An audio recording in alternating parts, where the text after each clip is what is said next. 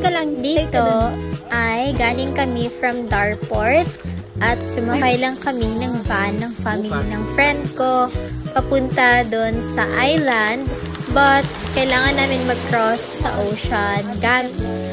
Sakasakay kami ng bangka papunta doon sa kabila. Para bang island hopping, ganun.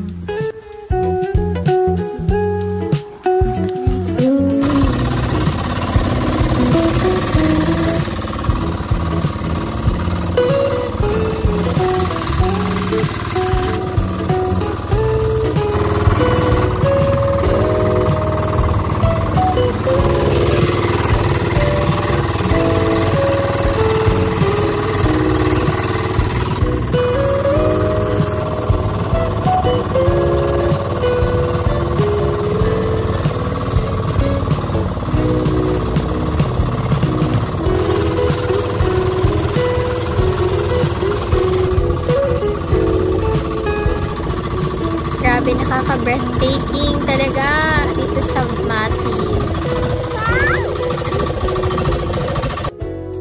Finally, andito na kami sa Isla Pujada or sa Pujada Island. Kitang-kita mo naman, sobrang ganda talaga ng view dito. Kitang-kita mo naman si Kuya dyan, nag-fishing siya dyan. Ang mga bagay na pwede mong gawin dito, pwede kang mag-snorkeling. At yun yung ginawa namin dito. Meron silang equipments dito that you can rent and hindi masyado mahal, siguro below 500.